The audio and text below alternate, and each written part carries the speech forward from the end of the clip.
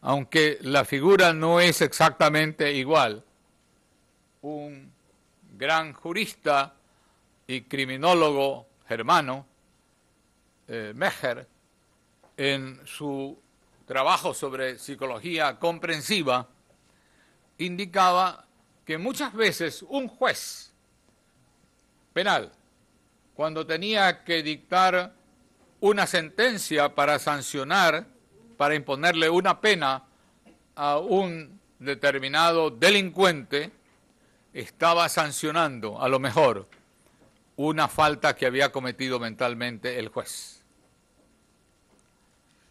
Y esto nos podría llevar naturalmente por los canales de la filosofía o de la literatura a muchos aspectos muy atractivos, pero ese no es el motivo de esta reunión en esta oportunidad. El siguiente tema, subtema, enfoca entonces a la libertad y a la esclavitud. Este no es, la esclavitud no tendría por qué ser una materia que nosotros traigamos en esta oportunidad. Es una figura indeseable y que estuvo desde la historia remota y que ha continuado hasta las épocas presentes. Pero lo contrario de la libertad, de lo que nos acontece a todos nosotros, como personas libres que gozamos de este derecho humano que nos es reconocido por la sociedad políticamente organizada, digo, el que seamos nosotros libres y no nos llame la atención y nos parece una cosa oprobiosa, lo contrario, la esclavitud, la verdad es que en el tiempo remoto, en la historia antigua y también en la etapa medieval, encontramos allí una confrontación entre libertad y esclavitud.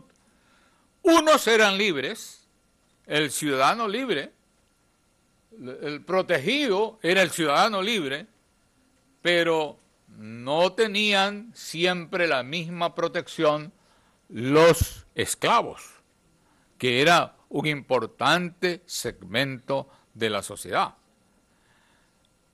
Pensemos que inclusive en la etapa primigenia de Roma, en la Roma de la antigüedad, había el sistema peratus libram, mediante el cual el acreedor reclamaba del deudor el pago de una deuda.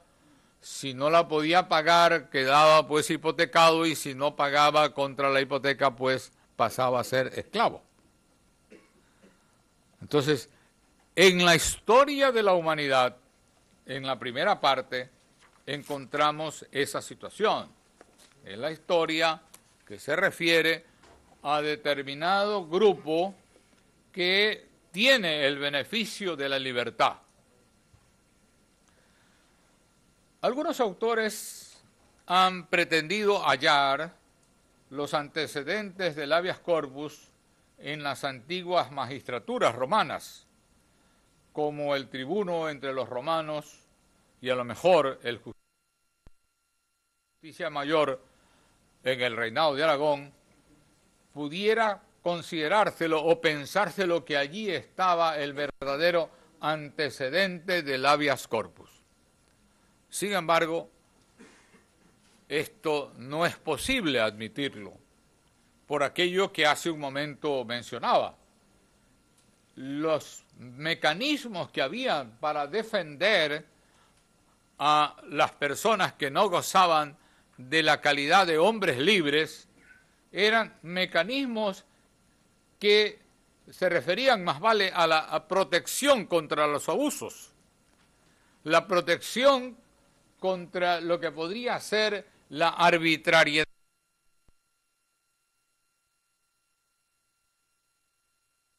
por parte de quien concentrara el poder. Por eso, Sánchez Viamonte dice que el tribuno y la justicia mayor, funcionarios munidos de atribuciones extraordinarias que le permitan contener y hasta anular los excesos del poder arbitrario, pero en tanto excesos del poder arbitrario, no en cuanto defensa de la libertad como un derecho que está íncito en la persona humana.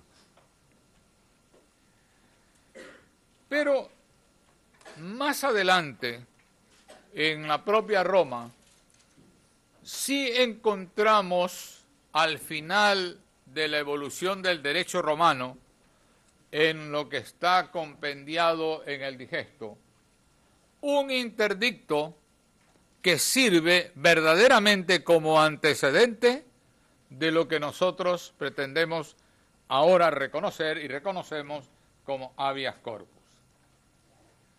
Y ese es el interdicto homine libero exhibendo, que está incorporado en el título 29 del libro 43 del Digesto, y es un interdicto curiosamente posesorio.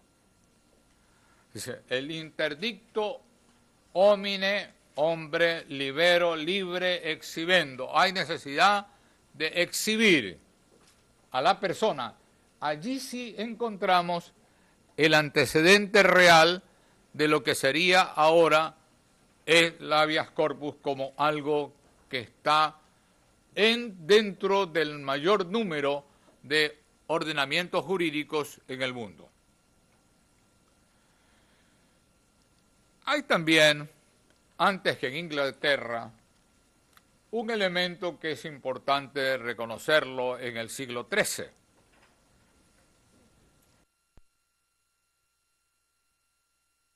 Y es cuando el rey Alfonso II de Aragón concedió a un señor de su reinado, Miguel Balmasano, en el año de 1212, el castillo y pueblo de Leitaseo. Le otorgó el jus resistendi, que era un derecho que tenía el señor, en este caso, contra el rey, contra los abusos de autoridad que el propio rey pudiera llegar a ejercer. Pero el reconocimiento de la libertad, como tal libertad como la que nosotros gozamos ahora, está en la Carta Magna. El 15 de junio del año 1215, el rey de Inglaterra, conocido como Juan Sin Tierra, se vio obligado a firmar la Carta Magna. Es hoy una de las tantas denominaciones elegantes que nosotros utilizamos para referirnos a las constituciones en cualquier parte del mundo, incluido el Ecuador. No es que lo firmó voluntariamente. Miren ustedes, 1215, el rey no lo firmó de buena gana, lo firmó obligado por los señores feudales y por los prelados para que ningún gobierno del mundo pudiera atentar contra la libertad individual. Desde ese momento quedó consagrado el principio y hasta convertido en ley fundamental del Estado inglés, que asentó luego en ella todo su orden constitucional, citado a la letra del texto de Sánchez Viamonte. Pero es interesante que nosotros, entre nosotros, y más entre nosotros también en la Universidad de Espíritu Santo, tenemos el lujo de contar entre nuestros profesores al jurista, ese sí verdadero jurista, excepcional jurista, pocos juristas hay en el Ecuador, doctor Jorge Zavala Vaquerizo. Pero no me refiero a un texto de Zavala de nuestro tiempo, me refiero a un texto de Zavala Vaquerizo de tiempo muy anterior, y este es una reproducción de 1965 por el profesor Zavala, que allá había sido presidente del Colegio de Abogados de Guayaquil, a la Conferencia de la Paz Mundial por el Derecho celebrado en Washington entre el 12 y el 18 de septiembre de 1965.